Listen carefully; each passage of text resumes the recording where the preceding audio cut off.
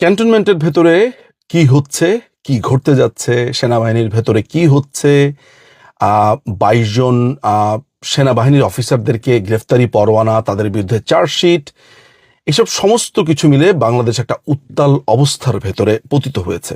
সারাদিনই এই প্রশ্নগুলোর সম্মুখীন হচ্ছি এবং খুব বিনীতভাবেই আমি চুপ থাকার নীতি অবলম্বন করেছি। বিশেষ করে সেনাবাহিনীতে কি হতে যাচ্ছে, মুভমেন্ট হচ্ছে কিনা, সেনাবাহিনীর বিভিন্ন বিষয়ে চুপ থাকাটাই আমার কাছে এই মুহূর্তে শ্রেয়। যা হওয়ার সেটা মানুষ দেখতে পাবে। কিন্তু বাংলাদেশ সেনাবাহিনীর এই ড্রেসের, এই জলপাই ড্রেসের যে জৌলুস ছিল, তাদের যে ব্রাদারহুড ছিল এবং তাদের যে ঐক্য ছিল, এবং একজনকে কিছু বললে ১০ জন সেটাকে নিজের ঘাড়ে নেওয়া বলে মনে করত, এবং সেনাবাহিনীর যে ডিগনিটি ছিল, তাদের যে আইন ছিল, নিজস্ব একটা অবস্থান বা চৌহদ্দি বা অ্যাম্বিট ছিল, সেটি ভেঙে পড়েছে, এটি বলা বাহুল্য। শুধু সেনাবাহিনী কেন, বাংলাদেশের জুডিশিয়ারি, বাংলাদেশের এক্সিকিউটিভ, পার্লামেন্ট ডিসলভ হয়েছে, এডুকেশন সিস্টেম, ফাইন্যান্স, মেডিকেল ব্যবস্থা, সর্বোপরি পুরো সামাজিক বন্ধন ৫ই অগাস্টের পরে যেভাবে মুখ থুবড়ে পড়েছে, যেভাবে এক ভয়াবহ গৃহযুদ্ধের দিকে আমরা ক্রমাগতভাবে এগিয়ে চলেছি। গৃহযুদ্ধ শুরু হয়ে গেছে, আসলে অস্ত্র হাতে গৃহযুদ্ধটাই এখন শুধু বাকি আছে বলে আমার মনে হয়।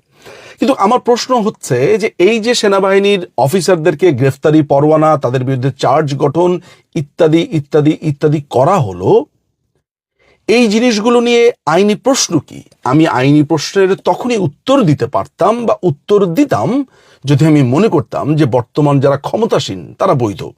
তারা যেহেতু অবৈধ, অসাংবিধানিক এবং জোর করে এখানে বসে আছে, ফলে তারা কি করলো না করলো, কি চার্জ গঠন করলো, কি করলো, সেসব নিয়ে আমার একেবারেই মাথা ব্যথা নেই। আমি জানি এটার রেজাল্ট শেষ পর্যন্ত কি হতে পারে এবং আমি সার্টেইন এই ব্যাপারে।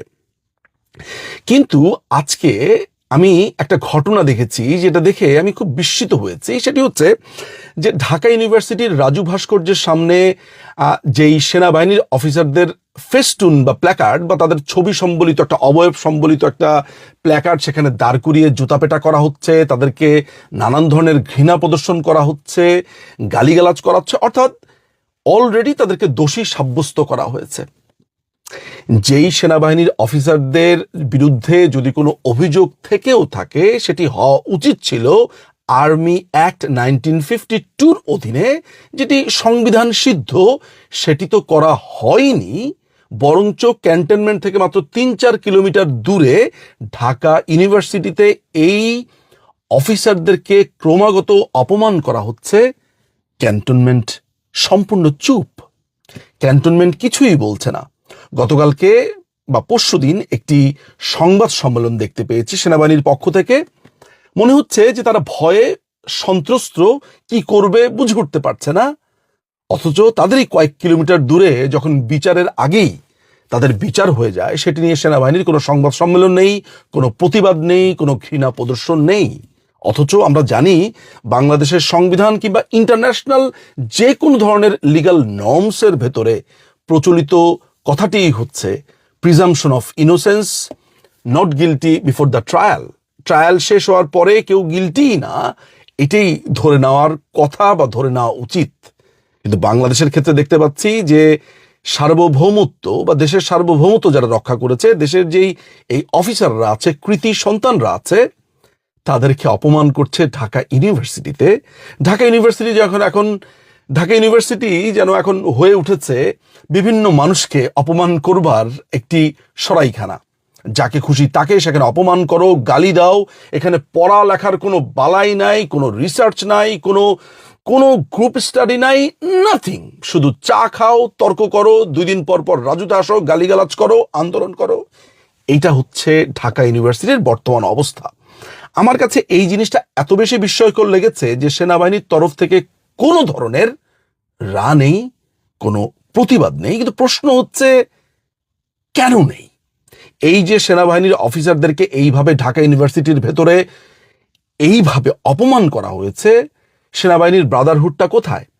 আমি যতদূর জানি যে সেনাবাহিনীর যে জুনিয়র অফিসাররা আছে তারা অনেকটা আগুনের মতো ফুঁসে আছে।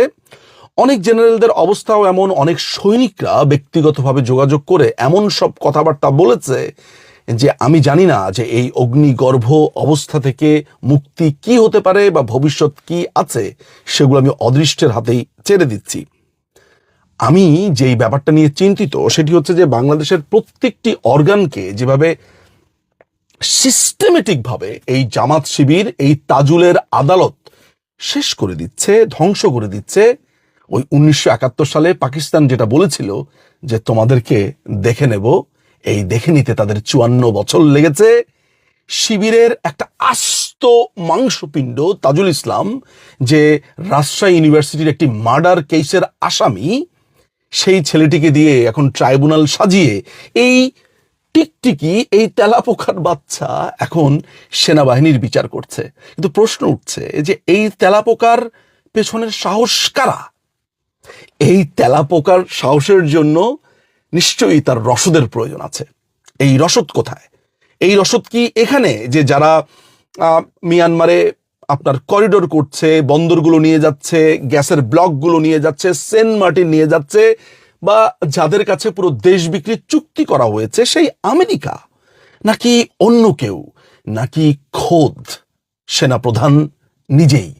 আমি জানি না যে সেনাপ্রধানের কোনো ধরনের ইঙ্গিত ছাড়া তাজুলের মতো একটা শিবিরের বাচ্চা সেনাবাহিনীর অফিসারদেরকে চিঠি পাঠাতে পারে, এটা আমি বিশ্বাস করতে চাই না। আমার কথা ভুল প্রমাণিত হলে, ভুল হলে সবচাইতে বেশি যেই মানুষটি খুশি হবে সেটি আমি নিজেই। আমি এটি মানুষকে ভাবতে বলবো যে সেনাবাহিনীকে তাহলে ভেঙে দিতে চাচ্ছে। এই সেনাবাহিনীকে ভেঙে দিয়ে কি উদ্ধার করতে চাচ্ছে? আমাদেরকে কি বাইরের কোনো শত্রু হঠাৎ করে আক্রমণ করবে, এই ধরনের কোনো ফন্দি করা হচ্ছে? নাকি ওয়াকার চরম লেভেলের একজন বোকা, নাকি অসম্ভব বুদ্ধিমান? কোনটা?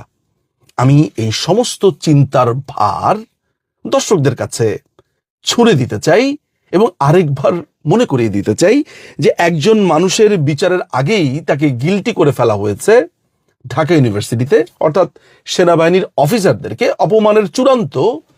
কিন্তু সেনাবাহিনী চুপ কেন? এই নীরবতা কি কি বলে দিয়ে যায়? দর্শক ভাবতে থাকুন। অনেক ধন্যবাদ।